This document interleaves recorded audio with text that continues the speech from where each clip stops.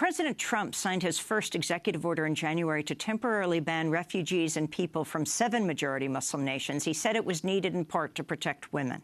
A little-noticed part of the executive order reads, quote, "The United States should not admit those who engage in acts of bigotry or hatred, including honor killings, other forms of violence against women," unquote. Some observers have noticed the irony in the executive order. Both the man who signed the order, Donald Trump, and the man who drafted the order, his chief strategist, Steve Bannon, have in the past been accused of committing violence against women. During the presidential campaign, Trump famously boasted about sexually assaulting women and grabbing them, quote, "by the pussy," unquote, in a leaked video recorded by NBC's Access Hollywood. 8 women have now come forward and accused Donald Trump of sexual assault and harassment. In the 80s, Trump's ex-wife, Ivana, said during a divorce deposition that Donald had raped her. The author, Harry Hurt, described Trump holding back Ivana's arms, pulling out fistfuls of her hair, then forcing her to have sex. Ivana Trump later softened her language to say she felt violated by what happened. Meanwhile, Steve Bannon was charged with domestic violence and battery in 1996. A Santa Monica, California police report said Bannon grabbed his then-wife, Mary Louise Picard, quote, "by the throat and arm," and threatened to leave with the couple's twin daughters. Bannon pleaded not guilty to the charges, which were dropped when Picard did not appear in court. Picard claimed in divorce proceedings that Bannon pressured her not to testify. And Trump and Bannon are not alone. Trump's first pick to be Labor Secretary, fast food giant CEO Andrew Puzder, was accused of domestic abuse by his ex-wife, who even went on Oprah in disguise to speak about domestic violence. The most frightening thing was leaving, because once I made that break and once I made it public, and remember, my ex-husband was a public figure. Everyone knew him and knew what he was doing. And once I made that public, he vowed revenge. He said, "I will see you in the gutter. This will never be over. You will pay for this." I wound up losing everything. Puzder's ex-wife later withdrew the allegations as part of a 1990 child custody agreement, but the abuse claims and the Oprah video helped lead to Puzder withdrawing his nomination last month. Meanwhile, advocates of domestic abuse victims have expressed alarm over the confirmation of Jeff Sessions as Attorney General. In 2013, he voted against the reauthorization of the Violence Against Women Act, a law which he will now be responsible for enforcing. Tom Price, the new Secretary of Health and Human Services, also voted against the law's reauthorization. There are also reports the Trump administration may eliminate programs that aim to reduce domestic violence and sexual assault. Well, I recently sat down with 2 pioneers who have spent decades fighting domestic abuse, Eve Ensler, the playwright, author of the Vagina Monologues, and Christine Schuler Deschryver, director of V-Day Congo. I began by asking Eve Ensler to talk about Donald Trump.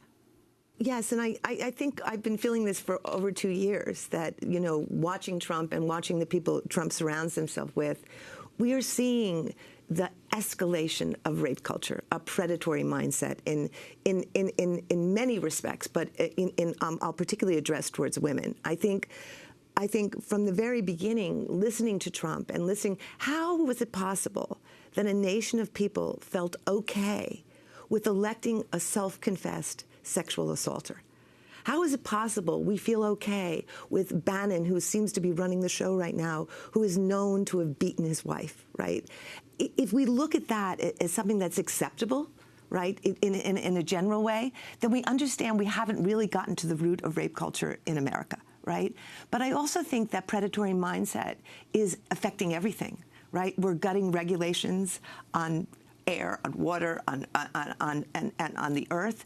We're escalating extraction.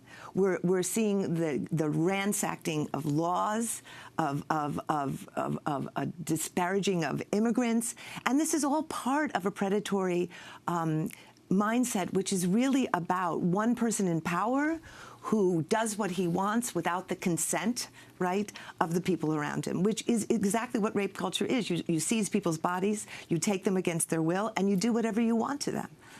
Christine Schuler Deschryver, you're coming here from the Congo. How much attention is being paid to the Trump administration in Congo, and your thoughts when you come here? We are really following what's going on in the U.S., and I have to say we are very shocked.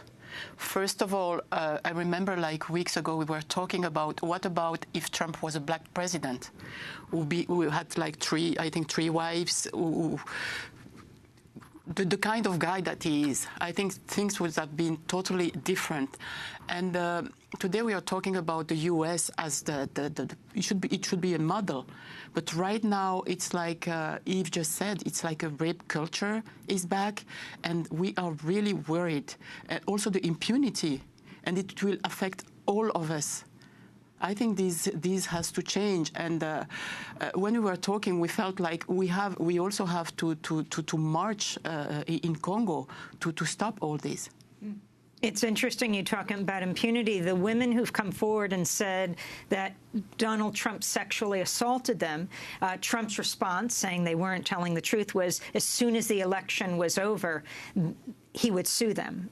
We haven't heard anything about these suits. Well, it's the tactic of the perpetrator, right?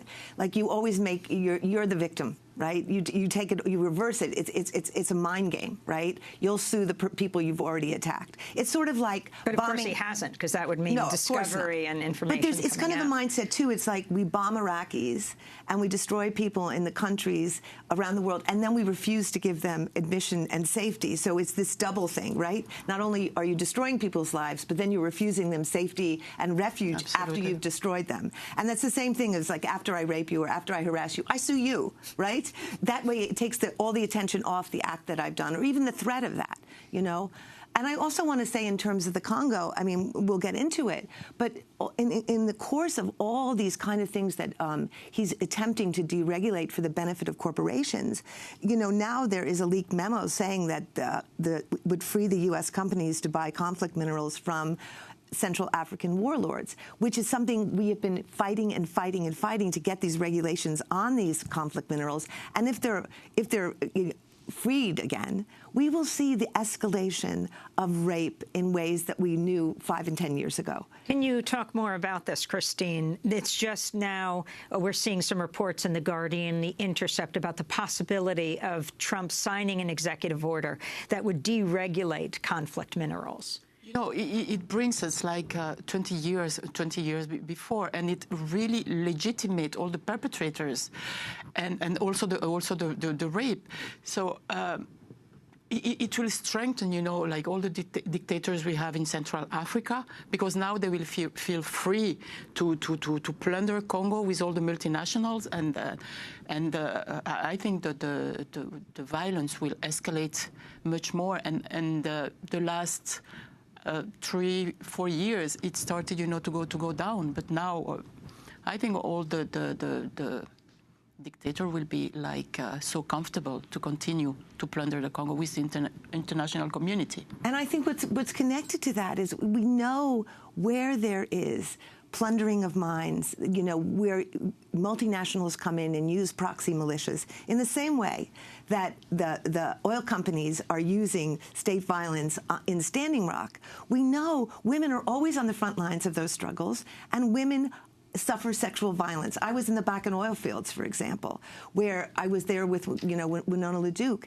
And of North Dakota. North Dakota. Where the fracked oil will come from that goes through the pipeline if it's ever completed. And the man camps that were set up there, the rate of sexual violence that had escalated there was mind-blowing. Well, this is the same situation in the Congo. Once these corporations make deals with warlords, right? The warlords are licensed, and the way they get into these villages is the way they get access to these mines is they rape and they destroy women in these communities, they break apart the communities, and then they move in to take the mines. So Trump is not only leashing rape culture in this culture, he is unleashing it in Africa by you know, destroying these conflict mineral protections. And to me, that is very terrifying. Let's go for a moment to a few clips. I want to go back to what was called the October surprise from last year's presidential campaign. Donald Trump, well, taking a hit, and several Republican lawmakers distancing themselves from his campaign following the release of this 2005 videotape showing Trump boasting about sexually assaulting women. She's your girl's hot as in the purple. Whoa. Yes. Whoa. Yes, the Donald has scored. Whoa. Oh, my man. Wait, you gotta look at me when you get out. You're like, sets this up. That is very you give me the thumbs Look up. at you. You are a You gotta put the thumbs up. You gotta get the thumbs up. Can't be too happy. else off first? Yeah, let me. It's very You fun. gotta give me the thumbs up. You and I will walk down. Oh my God. Maybe it's a different one. Better not be the publicist. No, it's her. Yeah, that's it, with the gold. I better use some Tic Tacs just in case I start kissing her. You know, I'm automatically attracted to beautiful. I just start kissing them. It's like a magnet. You just kiss. I don't even wait. And when you're a star, they let you do it. You can do anything. Whatever you want. Grab them by the pussy.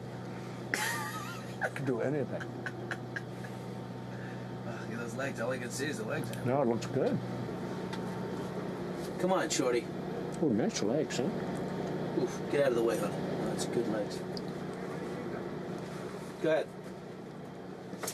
It's always good if you don't fall out of the bus. Like Ford, Gerald Ford, remember? Down below. Pull the hand.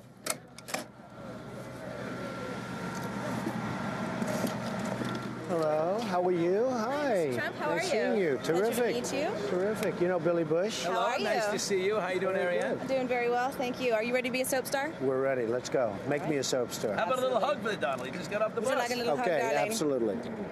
Melania said this was okay. So those are the words of the now president of the United States, Donald Trump. The only one who went down over that whole episode, Washington Post releasing the videotape, was Billy Bush, the person who was with him at that time from entertainment television. Eve. Well, to me, you know, it was so alarming to me, having worked all these years, to get an idea of what rape is and what sexual assault is and what it means for women to have agency over their own bodies, and to see not only a president who arrogantly just grabbed women and felt he had access to women, but also to see Republicans and to see so many people around him normalize that so quickly. I mean, that story was in the news for maybe 2 weeks before it was normalized, before it was accepted. Okay, that's just what men do, right? And even the talk of, you know, this is locker room talk. Remember that whole period. Whose locker room? Like, which locker room are you in? Like, I know a lot of men who don't talk that way in locker rooms, but the locker rooms you're in, they're having this kind of... And it's interesting. I saw a poster. Actually, it was a waitress who carries a towel with her that she wrote on so that she can protest anywhere she wants to. She balls it up and puts it in her bag, and it says, "The world is not your locker room." Yes, yes. And I think if we look at... Okay, let's take the Women's March, which was an unbelievable outpouring of women demanding, speaking up for, and cherishing and knowing what their rights are. What did he do a day later?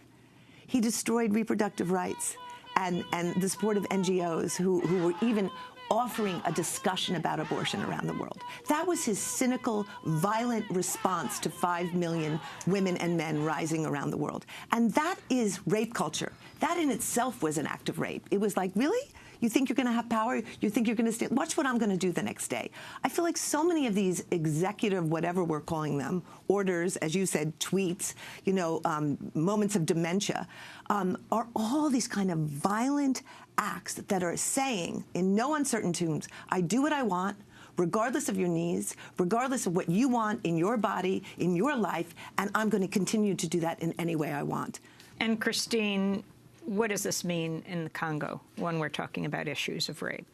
You know, for me, I want to compare it, like, for example, when you talk, it's like they have access to women, you know, as a thing, the way they have access to the earth, to the land. And maybe we also followed in Congo, you know, all the grassroots women who march for the Standing Rock. And I think it's exactly the same in Congo, because the way they rape women, that's the way they rape the earth. Also in Dakota, when we see all the pipelines, you know, like raping the land, and we cannot dissociate that. That's also one of the reasons I think all the grassroots women from all over the world, they have to be leaders. and also to protect Mother Nature, because we cannot dissociate both of them. At City of Joy, for example, And explain what City of Joy is. City of Joy, it's a place where we receive 90 young women to heal their bodies and minds, and we train them to be the leaders. They've all been raped?